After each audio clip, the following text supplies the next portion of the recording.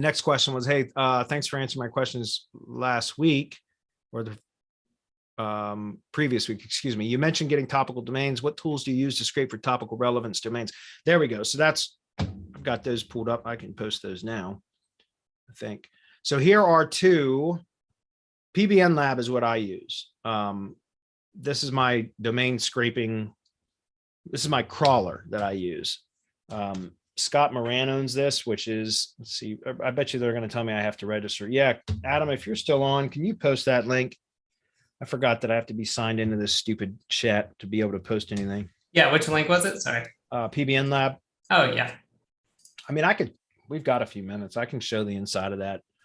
I just did a webinar. Well, you had to be a YACSS buyer but I did a full webinar for the YACSS buyers through our affiliate link that was all about how I go out and scrape domains, topically relevant domains. I went through the whole process, a 3-hour webinar. So I went through the entire process that I go through for my link building business. I mean, up until once the domain has been purchased, then that process after the purchased domain is slightly different, because I was teaching specifically how to use topically relevant domains to manipulate topical trust flow of the cloud pages. So that process is different, because that was kind of a quick and easy way to power up cloud pages and to push topical relevance and topical trust flow into a cloud page. That's different than what I do for my link building business, because we actually build out the domains that we purchase that are topically relevant. But I just did, like I said, a 3-hour webinar on that, showing my exact process that I go through on how to find crawl targets, how I analyze the domains, how we spam check them, all of that. And I teach that in the mastermind too. I can give a quick overview since we have a few minutes. Stand by and I'll show you. Oh, that's Cloud Boss. That's not what I wanted. Let me go back and hit it again. Sorry, let's go to PBN Lab. And I've got 3 of these at the Excel level. And just so you guys can see it, excuse me, let me go back. I'll show you another one. So this is the, just so you can see the pricing. It's awesome. That's a great tool. I love it. I've got 3 subscriptions at the Excel level, and it's just $300 a month. So I'm paying $900 a month for scrapers, but I use them because I've got one. So this is the level that I have, which is EXA, because you can have 2 concurrent jobs running at the same time. But even if you're not doing it like agency work and stuff like that, and it's just for your own stuff, you can probably get away with just the Terra level, but you will need that in order to get single site crawls, which is important. We're not gonna have time to get in, nor would I, in this sort of an environment. This is Hump Day Hangouts. You want full on training for this kind of stuff, you have to join the mastermind. That's what it's for, right? But single site crawls is how you can really narrow down the types of domains it scrapes from only sites that are topically relevant. Like you can, and I go through the whole process again, both in the mastermind, but also in the YACSS bonus webinar on how to identify domains for crawling, for scraping, that are in an exact topical trust flow category that you need, right? That's either an exact match or a very closely related or relevant topical category. And I show exactly how to do that. I also show ways to set up weekly notifications of sites to be crawled in those topical categories so that you can always find new crawl targets, all that kind of stuff. But a single site crawls is the way that you narrow it to where you keep it on point, to where it's only it's scraping domains or finding potential domains that are much more relevant to whatever categories that you specify. So I've got, like I said, 3 different accounts, and you can see like this one account here scraped over 1 million domains. I've scraped over 4 million domains now, which is insane in the last 7 months. So we've scraped over 4 million. This is just one account.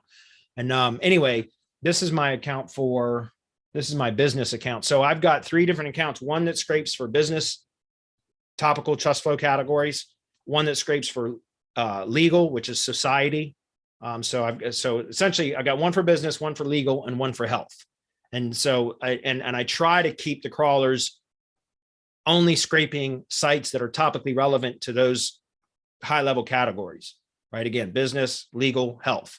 Those are the 3 different ones that I have. And this is my business one. I can tell because it's currently scraping active rain and things like that. But if I go in here real quick, and sometimes it takes a while when you click on all domains, it takes a while for it to get to the domain screen. I don't know why that is, but in the meantime, yeah, so this is it. I'll show you guys really quickly just how this works, but it's great. The most important thing is you have to kind of combine with Majestic in order to find crawl targets. So let me pause the screen for a minute so I can get in. I'm probably logged into an account my Majestic account that has a bunch of client work in. So I got to make sure. Just give me a second, guys. We've still got a couple minutes. So, all right. So let's just find an example.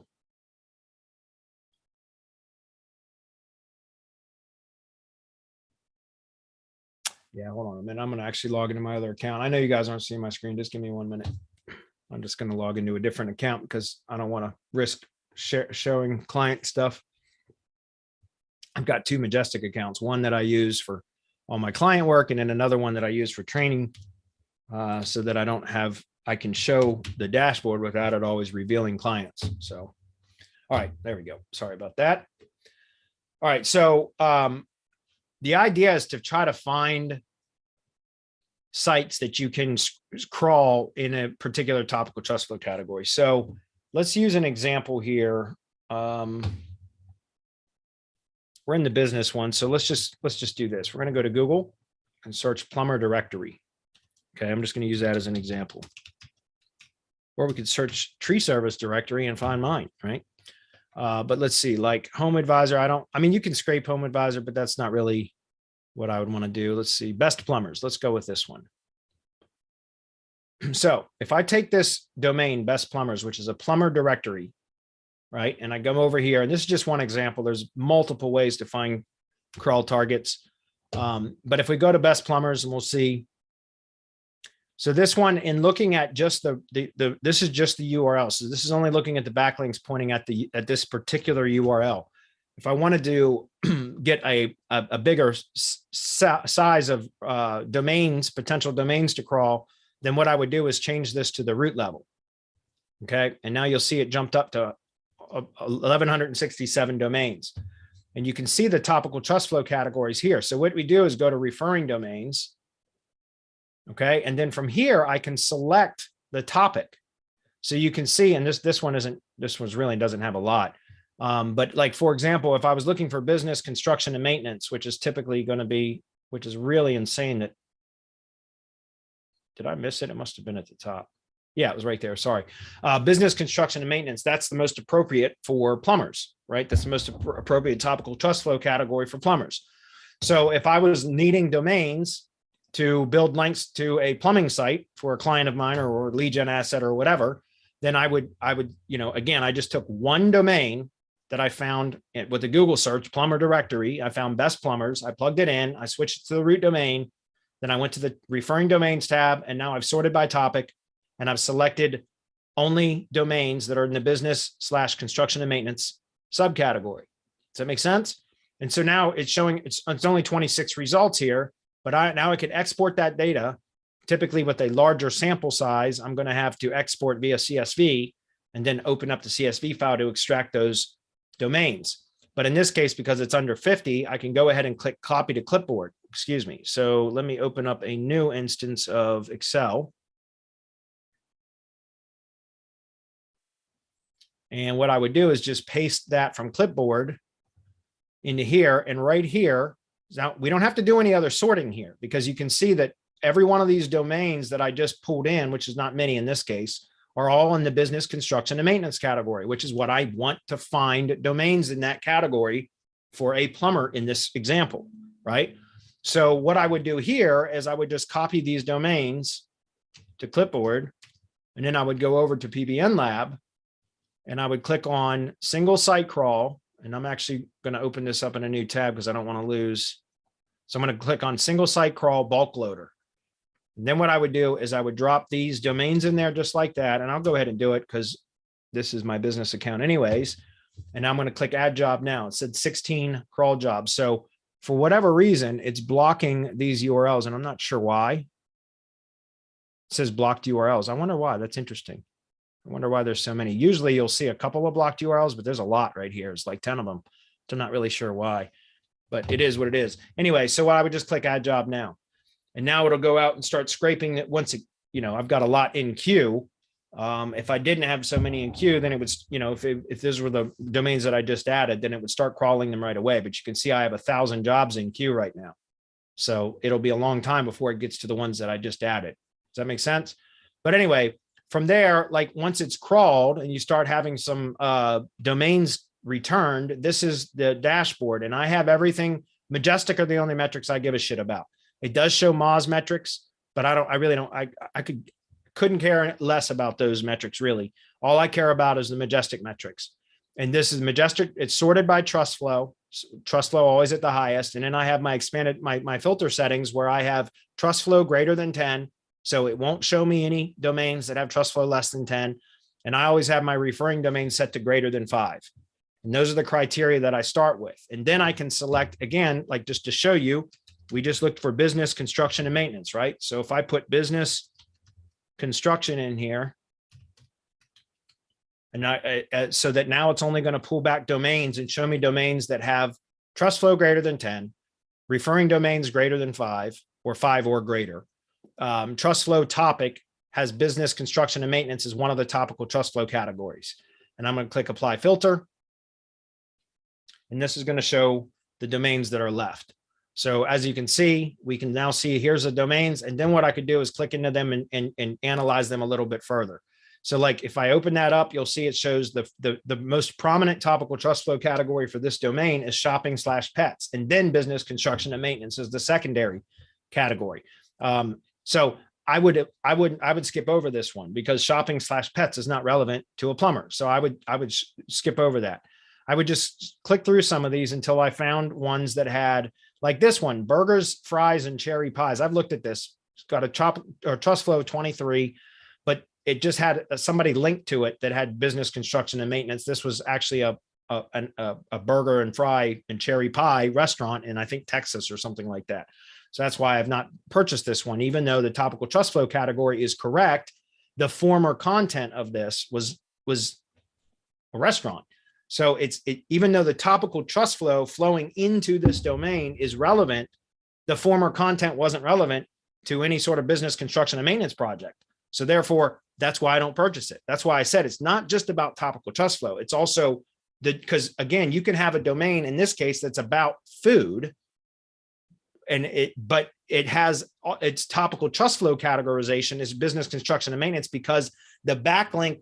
There's at least one. And in fact, we got a couple of minutes. Let me just show you what I mean. If we click on Majestic domain, I'll go through this process. You see how it's showing business, construction, and maintenance with the trust flow value at 14, but that's only for the root domain, which is an aggregate of the trust flow for the domain in its entirety.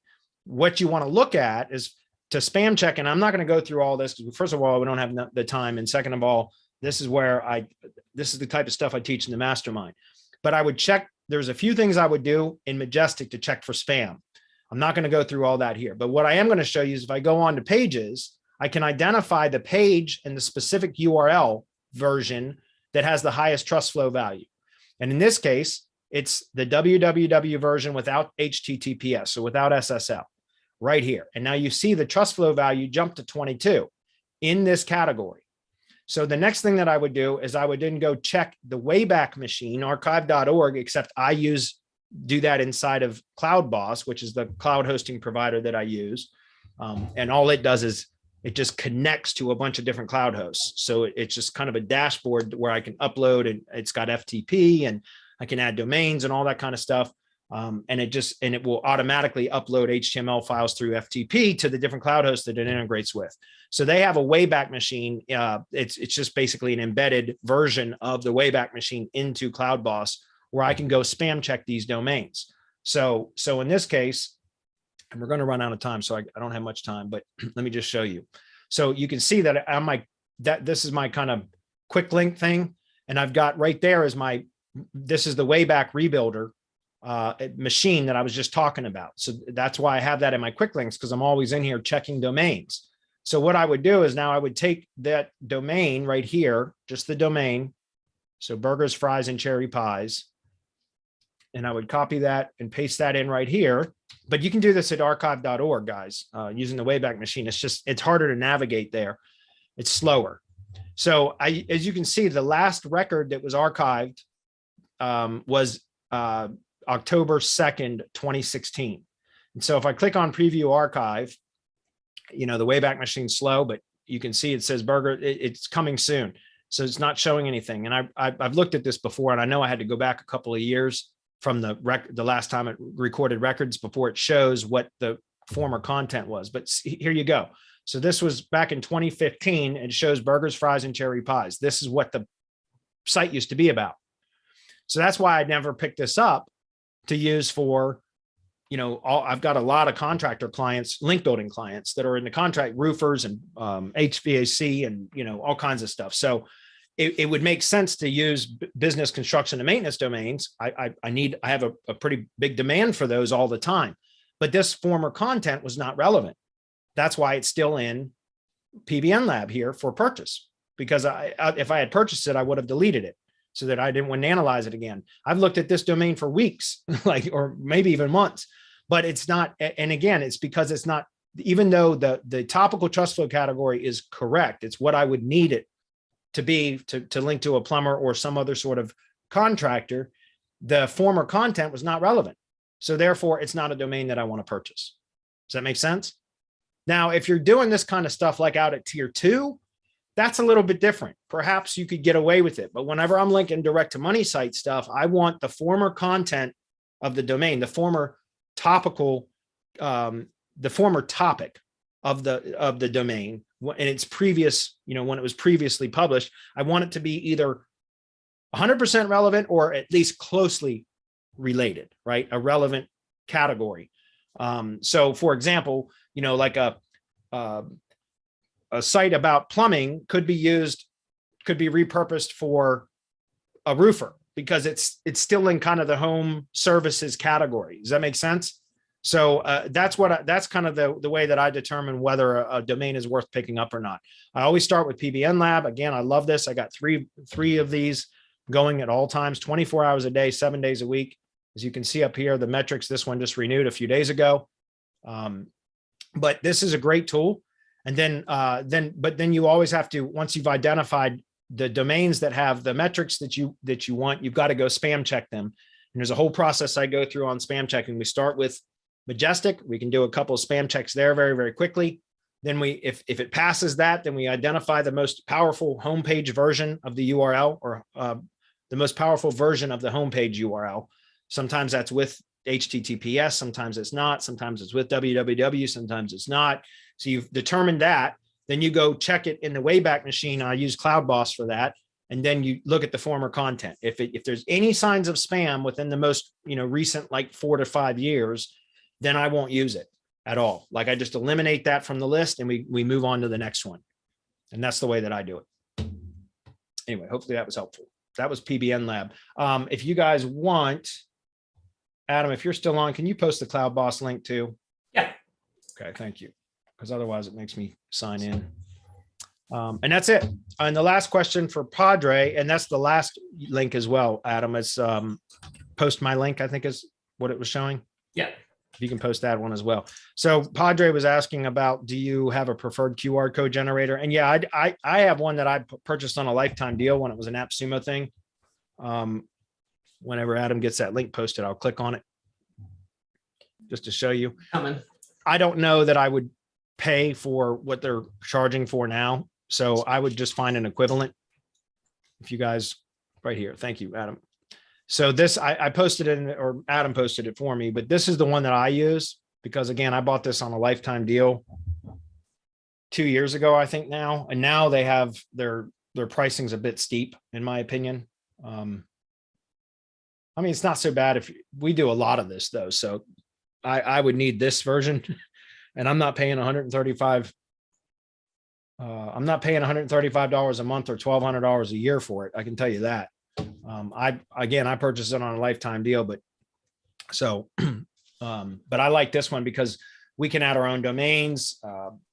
It does a number of really, really cool things that we use for a lot. We use this a lot for social media posts for clients that we do social media posting for, because you can do like overlay pages and call to action, floating call to action boxes on other people's content and all kinds of really cool stuff. QR codes, I do that a lot for generating QR codes to superimpose onto Google Post images, for example. I don't really do the text overlay so much anymore because I just use the QR code now, and that saves some time and it looks good. So